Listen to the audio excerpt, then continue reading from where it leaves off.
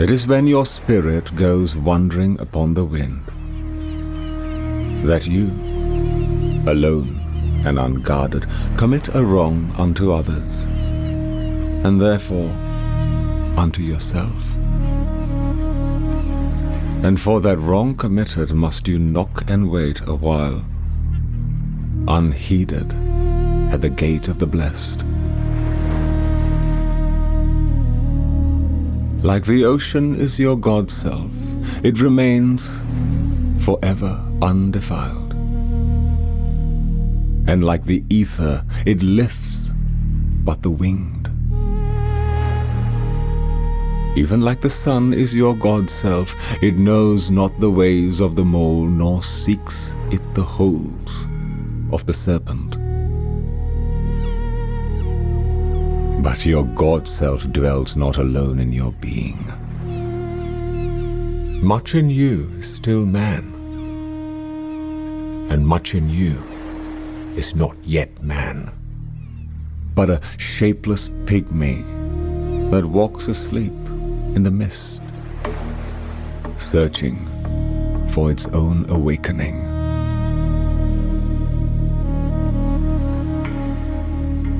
And of the man in you would I now speak, for it is he, and not your God-self, nor the pygmy in the mist, that knows crime and the punishment of crime. Oftentimes have I heard you speak of one who commits a wrong, as though he were not one of you, but a stranger unto you and an intruder upon your world. But I say, that even as the holy and the righteous cannot rise beyond the highest which is in each one of you, so the wicked and the weak cannot fall lower than the lowest which is in you also. And as a single leaf turns not yellow, but with the silent knowledge of the whole tree, so the wrongdoer cannot do wrong without the hidden will of you all. Like a procession, you walk together towards your God-self. You are the way and the wayfarer. And when one of you falls down, he falls for those behind him. A caution against the stumbling stone. Aye, and he falls for those ahead of him, who, though faster and surer of foot, yet removed not the stumbling stone. And this also, though the word lie heavy upon your hearts. The murdered is not unaccountable for his own murder, and the robbed is not blameless in being robbed.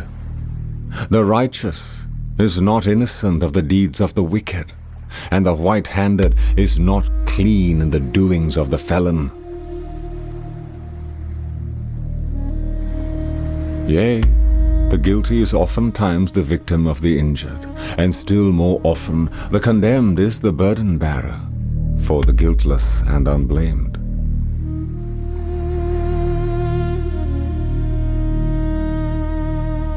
You cannot separate the just from the unjust, and the good from the wicked, for they stand together before the face of the sun, even as the black thread and the white are woven together. And when the black thread breaks, the weaver shall look into the whole cloth, and he shall examine the loom also.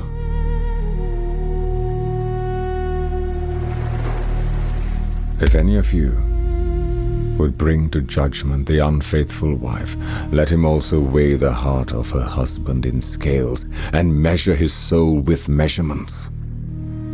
And let him who would lash the offender look unto the spirit of the offended. And if any of you would punish in the name of righteousness, and lay the axe unto the evil tree, let him see to its roots.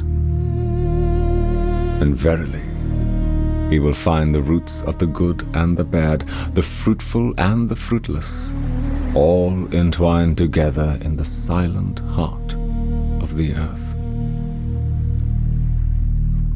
And you judges who would be just, what judgment pronounce you upon him who, though honest in the flesh, yet is a thief in spirit? What penalty lay you upon him who slays in the flesh,